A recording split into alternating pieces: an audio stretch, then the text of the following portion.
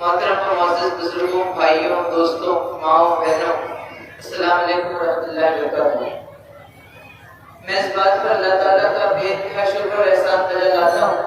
کہ اس نے سہرسہ کی سرزمین پر آنے کا، آپ لوگوں سے ملاقات کرنے کا اور گفتگو کرنے کا یہ موقع عنایت کیا۔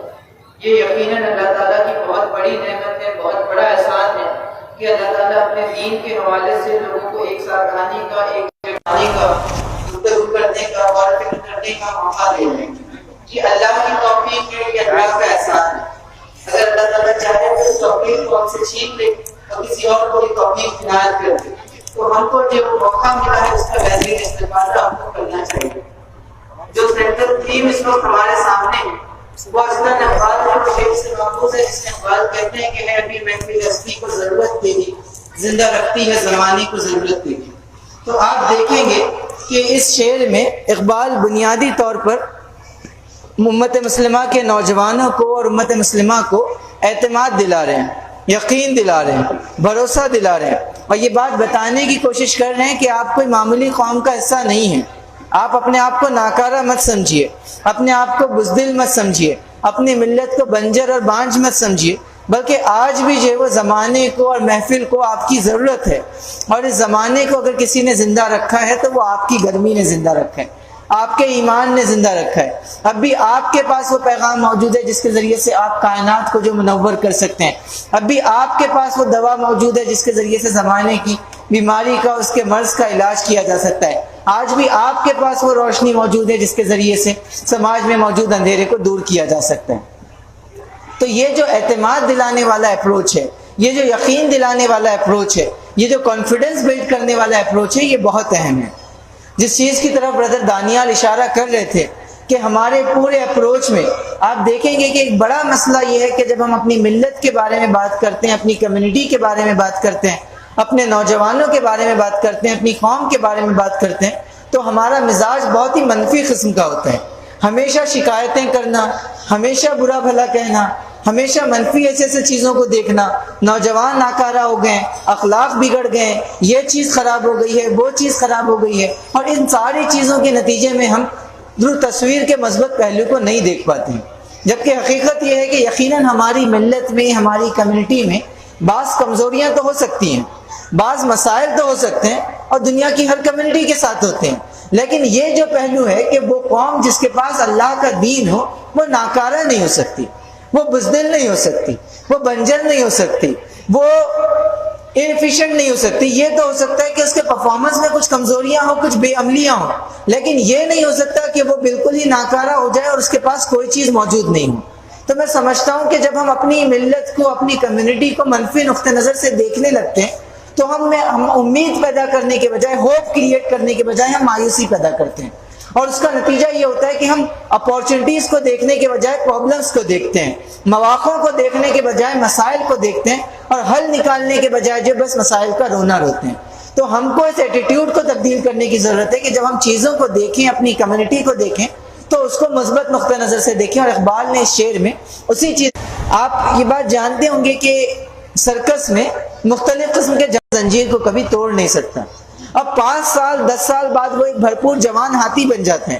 اتنا طاقتور ہاتھی بن جاتا ہے کہ ایک چھوٹا سا جھٹکا مارے تو وہ زنجیر ٹوٹ جائے اور اس کو آزادی مل جائے۔ لیکن آپ دیکھیں گے کہ وہ ہاتھی زندگی بھر اس زنجیر کو توڑنے کی کوشش نہیں کرتا۔ کیوں؟ کیونکہ اس کے ذہن میں بچپن کی وہ بات بیٹھی ہوئی ہوتی ہے کہ میں اس زنجیر کو نہیں توڑ سکتا، میری زندگی بس یہ غلامی کی زندگی ہے۔ تو اکثر ہمارا اور آپ کا اپروچ بھی یہی ہو جاتا ہے جب ہم اپنی ملت، اپنی کمیونٹی اور اپنی تحریک اور اپنے بارے میں محض منفی چیزیں دیکھتے ہیں، تو ہمارا معاملہ بھی اس ہاتھی کے بچے کی طرح ہو جاتا ہے جس کی منفی چیزیں جو اس کے لیے زنجیر بن جاتی ہے، اس کے لیے غلامی کا سبب بن جاتی ہیں۔ تو یہ بات بہت اہم ہے کہ کسی شخص سے پوچھا گیا کہ دنیا کا سب سے بڑا پرابلم کیا ہے، اس نے کہا the way we see the problem is the main problem، کہ ہم کسی مسئلے کو کس نظر سے دیکھتے ہیں وہ نظر سب سے بڑا مسئلہ ہے۔ تو میں اس بات کی طرف خاص طور پر اشارہ کرنا چاہوں گا، اقبال نے شعر میں ہمارے سینٹرل تھیم جو سلیکٹ کیا گیا اس میں یہی بات بتائی ہے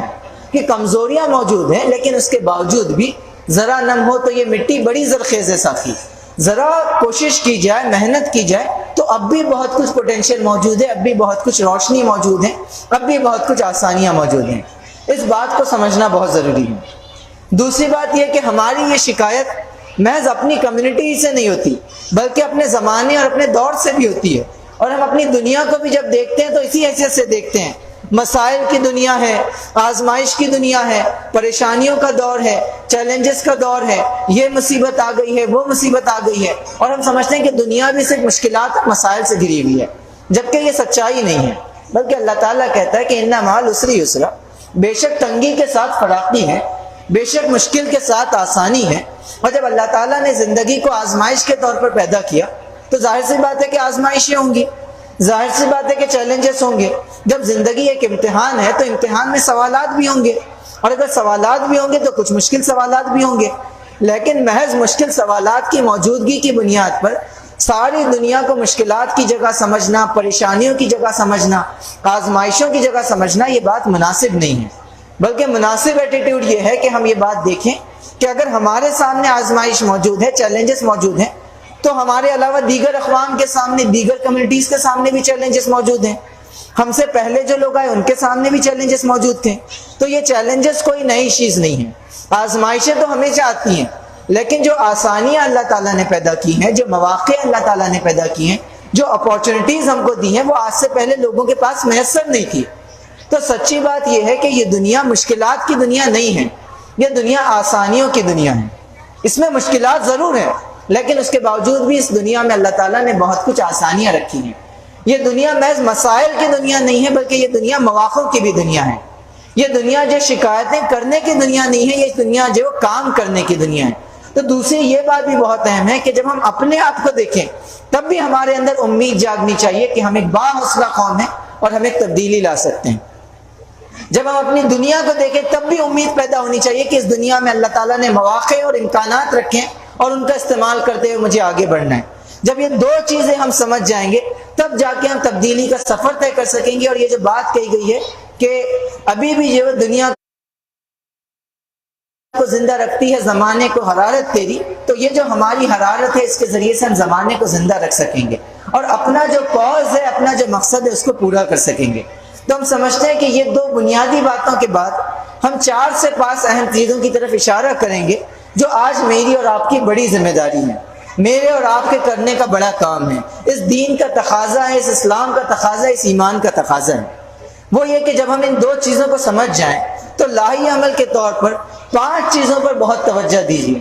پہلی اور سب سے اہم ترین چیز یہ کہ اللہ تعالیٰ سے تعلق کو مضبوط کیا جائے، اللہ پر ایمان پیدا کیا جائے، غیر متزلزل ایمان پیدا کیا جائے، ایسا یقین پیدا کیا جائے کہ اس کے بعد پھر جو کسی اور کی ضرورت محسوس نہیں ہو، ایسا یقین پیدا کیا جائے کہ جب آپ یہ کہیں کہ واللہ خیر الرازقین تو آپ ساری کی ساری دولت اگر وہ حرام طریقے سے آتی ہے تو اس کو چھوڑ دیں محض اس یقین کی بنیاد پر کہ اللہ رزق دینے والا، اللہ رزق دے گا۔ بڑی سے بڑی آزمائش آئے آپ کہیں کہ بالقدر خیرہ و شرہ من اللہ تعالی، ہر اچھی اور بری چیز اللہ کی طرف سے۔ بڑی سے بڑی پریشانی آئے تو آپ کہیں کہ لا یکلف اللہ نفسا الا وسعها، اللہ کسی پر اس کی برداشت سے بڑھ کر بوجھ نہیں ڈالتا۔ تو اللہ پر یہ جو غیر متزلزل یقین ہے، اللہ پر یہ جو بھروسہ ہے، اللہ سے یہ جو تعلق ہے، یہ ہمارے ایمان کی بنیاد ہے۔ اس کے ذریعے سے ہمیں قوت حاصل ہوتی ہے، یہ ہماری قوت کا سرچشمہ ہے، اسی سے ہمارے وجود کو معنویت حاصل ہوتی ہے، اور اس کے بغیر جو انسان ترقی نہیں کر سکتا، اس کے بغیر مسلمان کامیاب نہیں ہو سکتا۔ تو یہ پہلی اور اہم ترین چیز ہے کہ آج جو آزمائشیں ہیں، جو چیلنجز ہیں، اس کے ذریعے سے ڈرانے کی کوشش ہو رہی ہے، خوف میں مبتلا کرنے کی کوشش ہو رہی ہے، بزدلی پیدا کرنے کی کوشش ہو رہی ہے۔ لیکن مجھے اور آپ کو یہ بات سمجھنا پڑے گی کہ ایمان اور بزدلی کسی دل میں ایک ساتھ جمع نہیں ہو سکتے۔ ایمان ہے تو بزدلی نہیں ہوگی، اور بزدلی ہے تو پھر ایمان کا مسئلہ ہے۔ اللہ کی محبت اور غیر اللہ کی محبت ایک ساتھ نہیں ہو سکتی۔ اللہ سے محبت ہے تو اللہ کے دشمن سے مروبیت اور محبت نہیں ہوگی، اور دشمن سے مروبیت اور محبت ہے تو کہیں نہ کہیں اللہ کی محبت میں کمی ہے۔ تو ہم سمجھتے ہیں کہ پہلی اور اہم ترین چیز جس پر مجھے اور آپ کو توجہ دینے کی ضرورت ہے وہ یہ کہ اللہ سے ہمارا تعلق مضبوط ہو، اللہ پر ہمارا یقین مضبوط ہو، اللہ پر توکل ہو، اللہ پر بھروسہ ہو۔ ہم ہمیشہ اللہ تعالیٰ کو اپنے ساتھ محسوس کریں، اللہ تعالیٰ جو ہے وہ ہمیں اپنے اطراف نظر آئے، ہم اللہ سے بات کرنے لگ جائیں، اللہ سے گفتگو کرنے لگ جائیں، اور ہمارا ایسا تعلق ہو کہ ہم چلیں تو ہمارا رب ہمارے ساتھ چلے، ہم بیٹھے تو ہمارا رب ہمارے ساتھ بیٹھے، ہم سوچے تو ہمارا رب اس کا جواب ہم کو دے،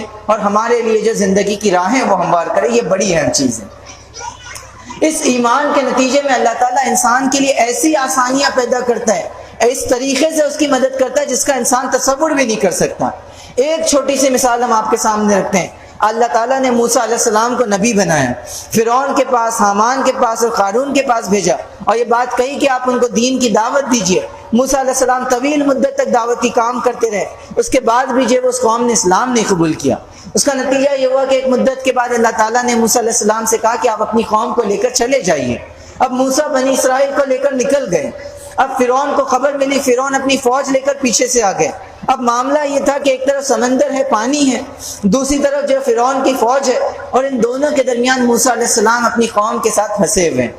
ایسے میں اگر کوئی بزدل آدمی ہو، کمزور آدمی ہو، تو فوراً شکایتیں کرنے لگ جائے گا کہ یار اب تو ہم پھنس گئے، اب تو ہماری موت ہے، اب تو ہم کہیں جا نہیں سکتے، اب تو کوئی نجات کی راہ نہیں ہے، اب تو ہماری زندگی ختم ہو جائے گی۔ موسیٰ علیہ السلام کی قوم کے بھی کمزور لوگوں نے یہی بات کہی۔ انہوں نے کہا کہ موسیٰ تم نے تو ہم کو پھنسا دیا، اب تو ہم ختم ہو جائیں گے۔ لیکن موسیٰ علیہ السلام کا ایمان دیکھیے کہ ایسے سچویشن میں موسیٰ علیہ السلام کہتے ہیں، جب ایک طرف دشمن کی فوج ہے، دوسری طرف سمندر ہے، تو موسیٰ علیہ السلام کہتے ہیں کہ کلا،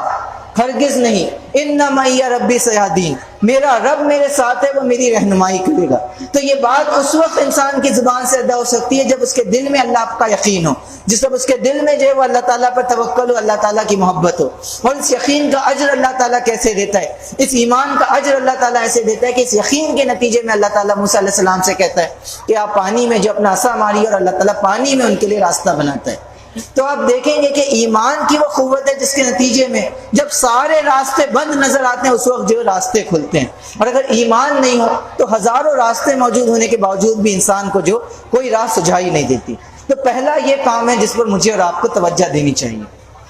دوسرا بڑا اہم کام جو ایک مسلمان ہونے کی حیثیت سے میری اور آپ کی ذمہ داری ہے، وہ یہ کہ ہم اللہ کے دین کو سیکھنے کی کوشش کریں۔ اگر ایمان کی قدر کرتے ہیں، اسلام کی قدر کرتے ہیں، اس کی اہمیت کا اندازہ رکھتے ہیں، تو ہم کو اس دین کو سیکھنا پڑے گا، اس دین کو سمجھنا پڑے گا، اس کو سیکھنے کی، اس کو سمجھنے کی کوشش کرنا پڑے گی۔ قرآن و سنت کو پڑھا جائے، احادیث کو پڑھا جائے، ہمارے لٹریچر کو پڑھا جائے، شریعت کو پڑھا جائے، مقاصد شریعت کو پڑھا جائے، اسلام دنیا میں کس طریقے سے زندگی کا راستہ بتاتا ہے اس کو پڑھا جائے، اللہ کو کیا چیز مطلوب ہے، کیا چیز پسند ہے، کیا چیز ناپسند ہے، ان تمام چیزوں کا علم حاصل کرنا ضروری ہے۔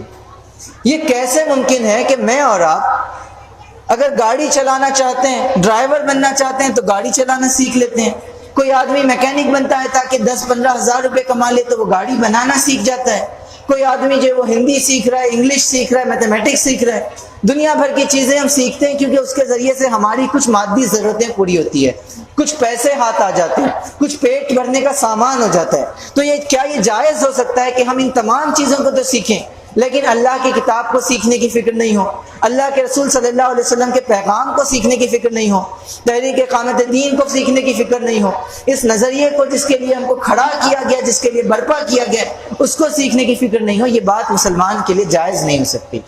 تو دوسری میری اور آپ کی بڑی ذمہ داری ہے کہ اگر ہم حقیقتاً اپنی زندگی کو بدلنا چاہتے ہیں، خود کامیاب ہونا چاہتے ہیں، تمام انسانوں کو کامیابی کی طرف لے جانا چاہتے ہیں، تو دوسرا بڑا کام یہ ہوگا کہ ہم پوری سنجیدگی کے ساتھ علم حاصل کرنے کی کوشش کریں، اسلام کو سیکھنے کی کوشش کریں، اسلام کو سمجھنے کی کوشش کریں۔ آپ دیکھیں جب وحی الہی کے نزول کا آغاز ہوا تو سب سے پہلا جو حکم دیا گیا وہ یہ تھا کہ اقرأ باسم ربک الذی خلق، کہ پڑھو اپنے رب کے نام سے جس نے پیدا کیا۔ اب یہ کتنی عجیب بات ہے کہ وہ قوم جس سے کہا یہ جا رہا ہے کہ پڑھو، وہ قوم تعلیم کے معاملے میں پیچھے ہے، چاہے وہ دینی معاملہ ہو یا عصری معاملہ ہو، ہر پہلو سے جو کمزوری ہے، یہ مطلوب نہیں ہے، یہ ناپسندیدہ چیز ہے۔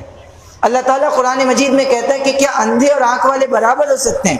ظاہر سی بات ہے کہ نہیں ہو سکتے ہیں۔ بالکل اسی طرح علم والے اور بغیر علم والے برابر نہیں ہو سکتے ہیں۔ اللہ تعالیٰ قرآن مجید میں کہتا ہے کہ اللہ سے تو وہی لوگ ڈرتے ہیں جو علم رکھتے ہیں، یعنی کہ اس کا مفہوم یہ ہوتا ہے کہ جو اللہ کا علم نہیں رکھتے ہیں ان کو خدا کی معرفت حاصل نہیں ہوتی، خدا کی پہچان حاصل نہیں ہوتی، اور جب خدا کی معرفت نہیں ہو، خدا کی پہچان نہیں ہو، تو انسان عمل نہیں کر سکتا۔ انسان اگر عمل کرے گا بھی تو اس عمل میں کمزوری ہوگی، اس کے اندر جو وہ ناپختگی ہوگی، کیونکہ اس عمل کی بنیاد علم پر نہیں ہے۔ تو دوسری بڑی اہم چیز یہ ہے کہ میں اور آپ زیادہ سے زیادہ علم حاصل کرنے کی کوشش کریں، اور اس علم کے حصول میں نہ عمر وجہ بن سکتی ہے کہ اب میری عمر بہت زیادہ ہے اس لیے میں علم نہیں حاصل کروں گا، نہ یہ ہو سکتا ہے کہ میں بچہ ہوں اس لیے نہیں کروں گا، یا یہ میں بوڑھا ہوں اس لیے نہیں کروں گا، یا میں جو خاتون ہوں اس لیے نہیں کروں گی۔ ہر شخص کے لیے لازم ہے کہ وہ اللہ کا دین سیکھے۔ ہر شخص کو قیامت کے دن اللہ تعالیٰ کے پاس سنگل انڈیویجولی کھڑے ہو کر اپنا حساب دینا ہے۔ کوئی آدمی یہ نہیں کہہ سکتا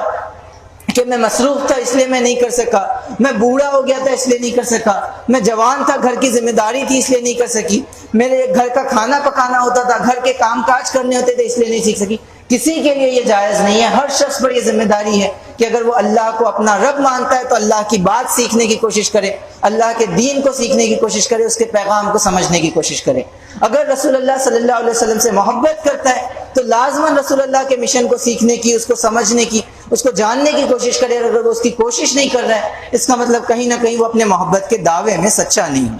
تو دوسرا بڑا اہم مطالبہ اس دین کا یہ ہے کہ اس کو سیکھا جائے، اس کو سمجھا جائے۔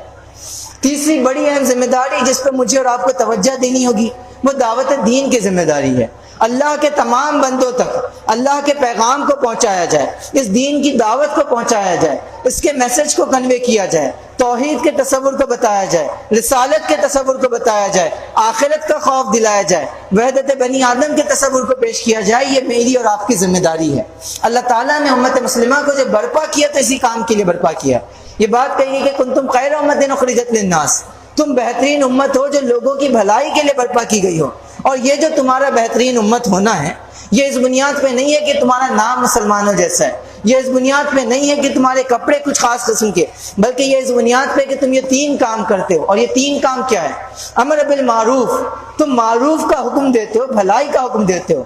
نہی عن المنکر، تم برائیوں سے روکتے ہو، وتؤمنون باللہ، اور اللہ پر ایمان رکھتے ہو۔ تو ہم خیر امت اس وجہ سے کیونکہ ہم یہ تین کام کرتے ہیں۔ اگر یہ تین کام نہیں کریں گے تو ہم صحیح معنوں میں خیر امت ہونے کا حق ادا نہیں کر سکیں گے۔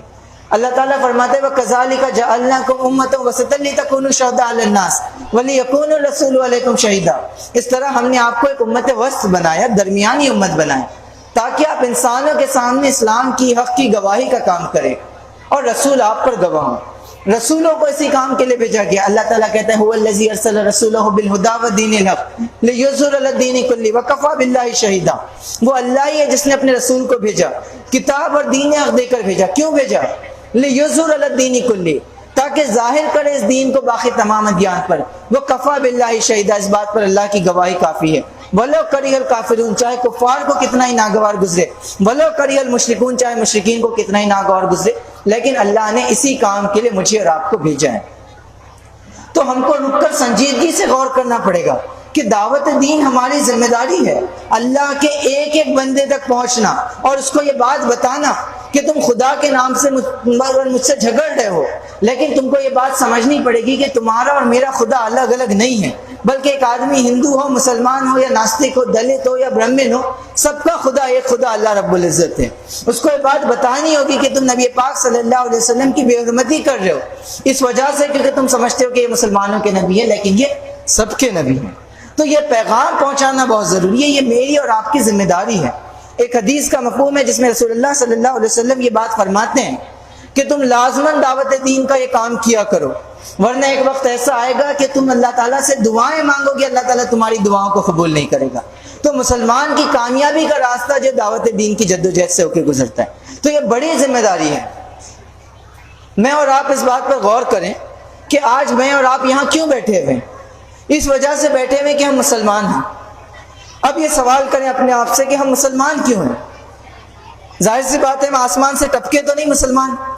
بلکہ آج سے 100 سال 200 سال 500 سال 1000 سال پہلے دنیا کے الگ الگ خطوں سے صحابہ اکرام یہاں آئے، بزرگان دین یہاں آئے، اولیاء اللہ یہاں آئے، انہوں نے یہاں جو ہے وہ آ کر اسلام پھیلایا، انہوں نے اپنا گھر بار چھوڑا، اپنے رشتہ داروں کو چھوڑا، اپنے کاروبار چھوڑے، غرض جو کچھ چیزیں تھیں وہ تمام چیزیں چھوڑی اور ہندوستان میں آئے اور یہاں انہوں نے اسلام کی دعوت پھیلائی۔ اس کے نتیجے میں آج سے 100 سال 200 سال 500 سال 1000 سال پہلے میرے اور آپ کے باپ دادا نے، آبا اجداد نے اسلام قبول کیا، تو انہوں نے وہ ساری قربانیاں دی، کوششیں کی، جس کا نتیجہ ہے کہ میں اور آپ آج مسلمان ہیں۔ آج ہم کوشش کریں گے تو اس کے نتیجے میں دوسروں تک یہ بات پہنچے گی، اور اگر ہم یہ بات نہیں کریں گے تو قیامت کے دن اللہ تعالیٰ کے یہاں جواب دہ ہوں گے۔ تو تیسری بڑی اہم ذمہ داری ہے کہ دعوت دین کا کام کیا جائے۔ ہمارے ساتھ اٹھنے بیٹھنے والے دوست ہوں، ہمارے پڑوسی ہوں، ہمارے کلیگس ہوں، ہمارے کلاس میٹس ہوں، جو کوئی بھی ہو، اس تک کم از کم اس بات کی کوشش کرنی چاہیے کہ توحید کا پیغام پہنچے اور اس کو بتایا جائے کہ سب کا مالک، سب کا نرماتا، سب کا رچیتا، سب کا کریٹر، سب کا بنانے والا صرف اور صرف ایک اللہ ہے۔ ہر کسی تک یہ بات پہنچے کہ تمام انسانوں کے لیے نجات کا جو راستہ ہے وہ وہی راستہ ہے جو رسول اللہ صلی اللہ علیہ وسلم نے بتایا، اور وہ تمام انسانوں کے نبی۔ اور یہ پیغام پہنچے کہ ہر انسان کو قیامت کے دن اٹھنا ہے اور اپنے اعمال کا حساب دینا ہے، ہر چیز کا حساب دینا ہے، اچھے برے اعمال کا حساب دینا اور آخرت کی جواب دہی کا احساس پیدا کرنا ہے۔ تو یہ تیسرا بڑا کام ہے جو مجھے اور آپ کو کرنا ہوگا۔ چوتھی اور بڑی چیز، جب ہم یہ کہتے ہیں کہ زمانے کو ہماری ضرورت ہے، محفل ہستی کو ہماری ضرورت ہے، تو ضرورت کو پورا کرنے کے لیے ہم کو اپنے اندر استعداد پیدا کرنی ہوگی، اپنے اندر کیپیسٹی پیدا کرنی ہوگی، اپنے اندر صلاحیت پیدا کرنی ہوگی، اپنے اندر جو مختلف میدانوں کے ماہرین تیار کرنے ہوں گے، مختلف فیلڈز کے ایکسپرٹس تیار کرنے ہوں گے۔ آپ دیکھیں جب ہم زمانے کی بات کرتے ہیں، مسائل کی بات کرتے ہیں، تو اکثر یہ ہوتا ہے کہ ہم کہتے ہیں کہ دیکھیں میڈیا بہت پروپیگنڈا کر رہا ہے، گودی میڈیا ہو گیا ہے، بالکل مسلمانوں کے خلاف بات کرتا ہے، اسلامو فوبک بات کرتا ہے، نیگیٹو قسم کی باتیں کرتا ہے، مس انفارمیشن پھیلاتا ہے۔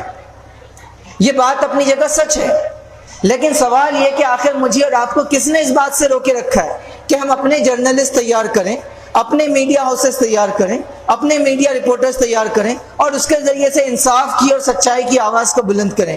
ہم یہ بات تو کہتے ہیں اور ہمیشہ شکایت کرتے ہیں کہ عدالتوں سے انصاف نہیں ہو رہا ہے، ظلم ہو رہا ہے، لیکن کس نے اس بات سے روکے رکھا ہے کہ لائر پیدا کیا جائے، اپنے پاس سے بیرسٹرز پیدا کیے جائیں، اچھے جج بنائے جائیں، اپنے بچوں کو تعلیم کے میدان میں آگے بڑھایا جائے تاکہ وہ ضرورت کو پورا کریں، اور صرف ملت کی ضرورت کو پورا نہیں کریں، صرف مسلمانوں کے لیے انصاف کی بات نہیں کریں بلکہ تمام انسانوں کے لیے انصاف کی بات کریں، عدل کی بات کریں۔ تو یہ بڑی اہم ذمہ داری ہے کہ محض شکایتیں کرنے کے بجائے اس بات کی کوشش کی جائے کہ ہم میں سے ہر فرد یہ دیکھے کہ اس کے پاس کیا صلاحیت موجود ہے، کیا پوٹینشل موجود ہے، کیا امکانات موجود ہیں، اور اس کی بنیاد پر جو کام بھی کرے وہ احسن طریقے سے کریں۔ اگر آپ ٹیچر ہیں تو ایسے ٹیچر بنیے کہ لوگ یہ کہیں کہ اس شہر میں اس سے اچھا کوئی ٹیچر نہیں ہے۔ ڈاکٹر ہو تو ایسا ڈاکٹر تیار کریں کہ لوگ کہیں کہ اس سے بہتر ڈاکٹر جو پورے شہر میں نہیں ہے، جو پیسہ کمانے کے لیے جو علاج نہیں کرتا، محض غیر ضروری طور پر لوگوں کو آپریشن کا ریکمنڈیشن نہیں دیتا، محض جو میڈیکل سے کمیشن کھانے کے لیے جو غیر ضروری دوائیں ریکمنڈ نہیں کرتا،